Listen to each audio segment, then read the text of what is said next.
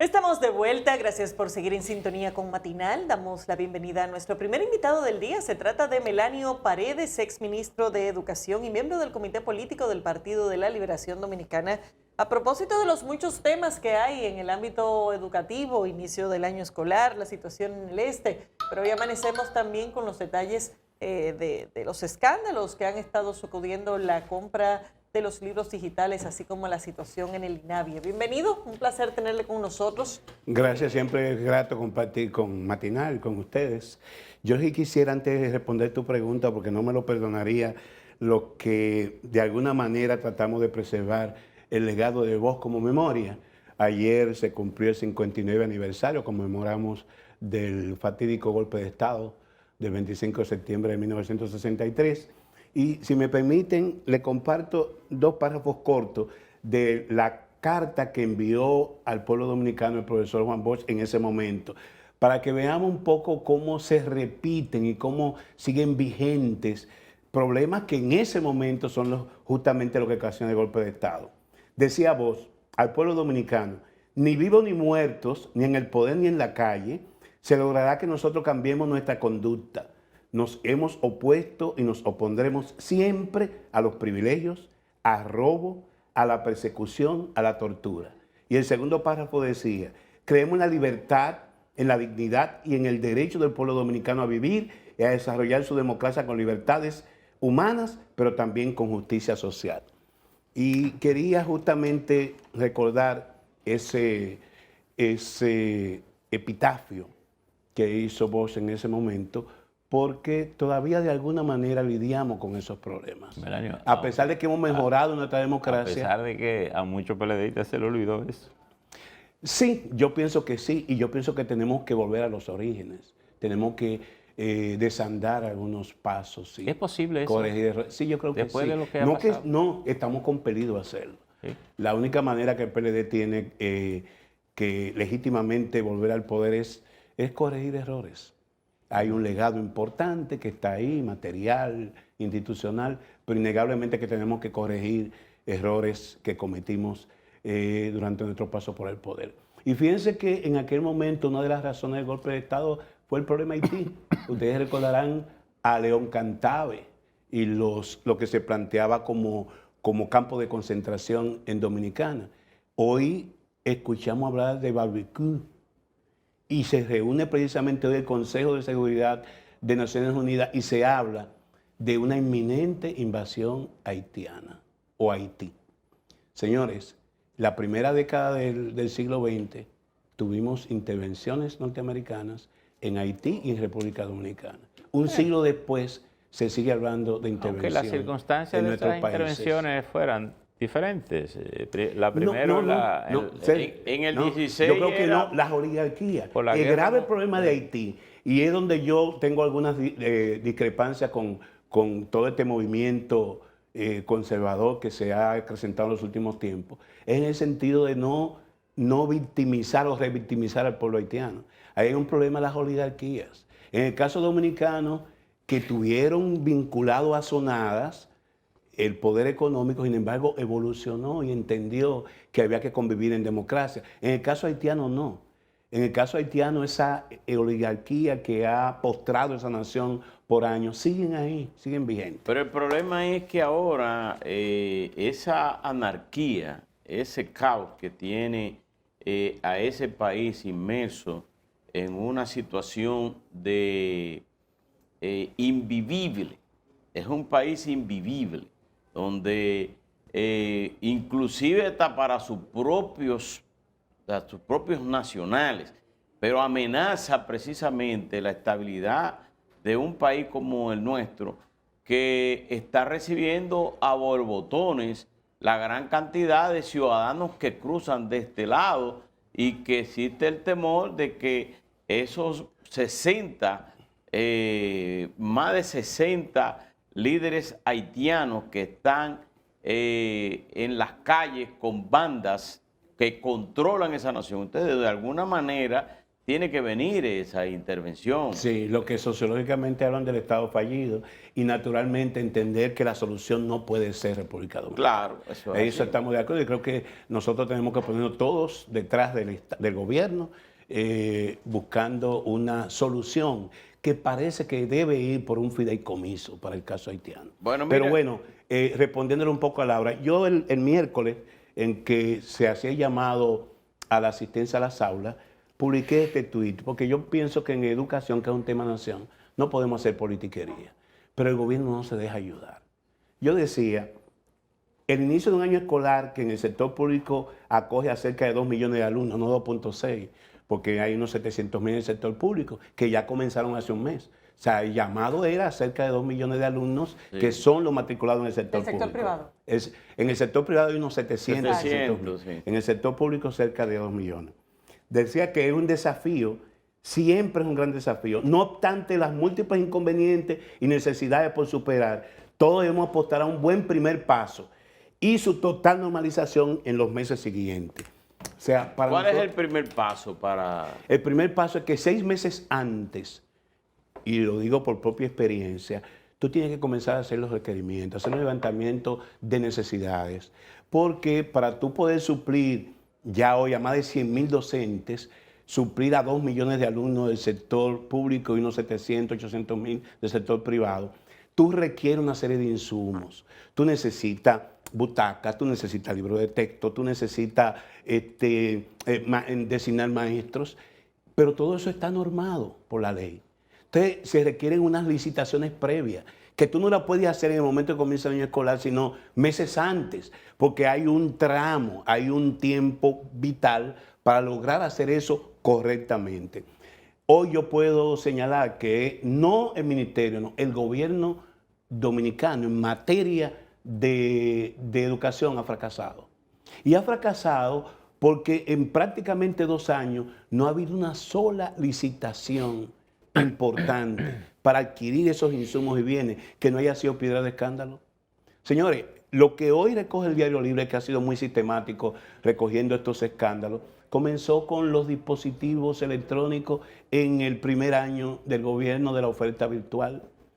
Y esos equipos, en lo que se invirtió 19.000 millones de pesos, vinieron a recibirse el año siguiente. O sea, no se pudieron utilizar en la llamada oferta a distancia. ¿Por qué? Porque la Dirección de Compra y Contrataciones paralizó una licitación porque se violaban aspectos de la ley. Don Melenio, Bueno, pero... siguió con el tema luego de las butacas.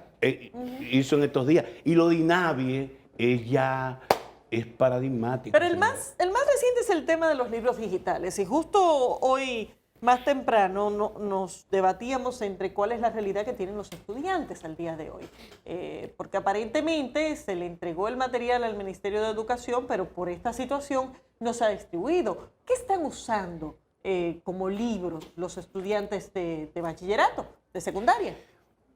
Oí el comentario de Percio y ustedes recordarán que en el 2010 yo dije 2 cosas que la gente no entendió. Y dice que si a mí me duplicaban, que era 1.9 del PIB lo que recibían en ese momento. Caminero está muy cerca, porque Caminero vivió conmigo parte de esa situación. Que si a mí me duplicaban el presupuesto de educación de un año para otro, mucho de ese dinero se iba a ir por el sumidero. Porque no es posible que tú, un presupuesto de 2010, 43.000 millones. Si te daban 86.000 millones, tú no tenías la posibilidad de planificar el gasto de esa duplicidad del presupuesto. Por un tema elemental, hay que cumplir unos procedimientos que toma tiempo por ley hacerlo. Por eso, en el caso del presidente, la gestión del presidente Medina, que en el 2013 cumplió con lo que el mandato de la ley, tuvieron que derivarse a la construcción de escuelas. Una gran parte del 4% dedicada a la construcción de escuelas, porque tú puedes hacer una escuela en 3 meses y en 4 meses. De manera que en un año, si tú haces una buena programación, tú puedes agotar una parte importante del presupuesto. Bueno, pero... ¿Qué nos planteamos, escúchame, Percio, qué nos planteamos en ese momento? Que el aumento fuera progresivo. Pero y planteamos comenzar con 2 y terminar el 2012 en 4 años con 4.3. Pero déjeme decirle una cosa, eso tampoco fue una improvisación. Yo creo que el presidente Medina estaba convencido de que esa era la prioridad. Claro. Yo tuve la oportunidad de conversar con él sobre esos temas y Y él estaba convencido que faltaban 35.000, 30 y tantos mil aulas. Es decir, que había un plan inicial de invertir la mayor cantidad de dinero en eso. Pero eso en su momento se criticó. Era que ese no era, bueno, la oposición criticó eso. Porque posiblemente eso no fue el resultado de una conversación, de un debate para saber cuáles eran las verdaderas prioridades del sistema. El tema es que el negocio educativo importa más que efectivamente los aprendizajes de los alumnos. Y yo decía, a mí no me interesa, que oí tu comentario, a mí no me interesa, lo recuerda Caminero, en un grupo importante de medios, a mí no me interesa construir aulas. Todavía no había pasado obras públicas, la construía el Departamento de Edificación del Ministerio. A mí no me interesa entregar comida y desayuno escolar. Recuerden todo el escándalo que me hacían. Todo eso se lo quitaría el ministerio. A mí no me interesa comprar libros y por eso nos concentramos en trabajar los textos integrados de primario a cuarto grado porque entendíamos que había el mayor esfuerzo, que lo dice el ministro ahora. Si tú no haces esfuerzo en que del preprimario los 5 años al cuarto grado, los niños y niñas puedan alfabetizarse, puedan dominar la lectura comprensiva, se pierde todo lo demás. Pero la pregunta de Laura está más orientada a saber con qué estamos enseñando a los niños. Es que sigue el tema de los textos. No ha sido superado. Pero ¿cómo le damos clase? Sí, los mismos textos tradicionales que teníamos, que sigue siendo un elemento, hay que pagar el derecho de autor, hay que pagar el derecho de impresión a las editoras, ustedes saben que hay multinacionales del libro, eso sigue siendo un problema serio en este país. El año pasado no llegaron los libros y este año comenzamos tampoco. Se siguen reutilizando libros hasta cierto punto desfasados. Se hizo una licitación que fue intervenida por compra y contrataciones. Está hablando de 1.800 millones de pesos en libros que están ahí. En unos libros digitales, entre comillas. Que educación lo retiene por el problema que existe. ¿Qué hacer entonces con esto? Mira, es un tema fundamental que hay que resolver. Lo primero es retomar los procedimientos. Ya vamos a tener problemas. Y lo grande de esto, señores, es que no se evalúa todos los años. No hay evaluación de lo que fue la oferta virtual. Los niños fueron promovidos automáticamente. No hay evaluación de este último año tampoco. Aunque se aplicaron las pruebas nacionales y se dice como cierta mejoría, usted no puede comparar si no se hace con lo que llaman los técnicos parametrizar. Usted no puede decir que hubo un rendimiento bueno ahora cuando usted no evaluó el año pasado. Siempre tú haces la evaluación respecto al año anterior. Entonces, el tema de los libros es fundamental, el tema de la capacitación de los maestros es fundamental y por ahí hay que invertir de manera focalizada. El pacto educativo, hay un seminario ahora para este mes de octubre en que vamos a abordar todo eso. Y es importante que el gobierno y el propio ministro se orienten en esa dirección. Hoy tenemos sin resolver el grave problema de los textos. Hoy tenemos sin resolver una gran cantidad de maestros que se requieren. Porque no solamente es designar maestros, es designar maestros allí donde se requieren. Si son de idioma, son de idioma. Si son de enseñanza de ciencia o matemáticas. Tú no puedes contratar maestros para tener profesores de educación física y te falten profesores de biología. Y que tengan la calidad para enseñar. Y que tengan la competencia. Entonces, ¿cuál ha sido el problema? La improvisación. Si no hay planeamiento, tú caes en la improvisación. Usted parece que se quería referir a la historia en alguna cosa. Y dudábamos de la expresión de la frase que los pueblos que no conocen su historia están llamados a repetirlo. A repetirla como comedia o como tragedia. Mire lo que dice aquí Mr. Google. Dice que esa expresión se le atribuye al poeta y filósofo estadounidense de origen español, Jorge Agustín Nicolás Ruiz de Santalla y Borrás. Y otros, dice, se le atribuyen al abogado, periodista, político, estadístico argentino, presidente de Argentina en el 1874 y 1880, Nicolás Avellaneda. Y yo pensaba que había sido un pensador dominicano del siglo XIX. O sea, ahí es como también una frase martiana.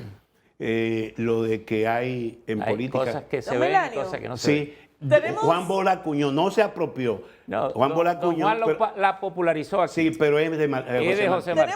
Tenemos que cerrar, pero no quisiera que cerráramos sin que usted nos explique por qué hay tanta confusión respecto a los estudiantes que supuestamente no tenían cupo en el año escolar y que pasamos de 300.000 hace 2 semanas a que Educa dijera que en realidad eran alrededor de 100.000, a que en términos prácticos el famoso bono que se dispuso para darle cabida en el sector privado, al final lo han utilizado 1.000 y algo de estudiantes. ¿Por qué 970. ahora subió como a 1.100. Subió A 1.100 subió. ¿Qué está pasando que ni siquiera sabemos cuál es la necesidad de espacio que tenemos en el sistema público? Lo dijo el presidente y pienso que fue hasta un acto de valentía autocrítico del presidente Abinader. Dijo, parece que las estadísticas no están bien, porque mientras el ministro habló de 150.000 alumnos sin cupo, la DEP habló de 300.000. Resulta que lo que arroja un bono que pudiera ser atractivo, se hablaba óyeme, todo el mundo quisiera tener eso como garantía para poder solventar sus gastos educativos. Apenas 1.100 familias acudieron. Por un problema elemental, me pareció, para no terminar la idea, es que no hay planificación.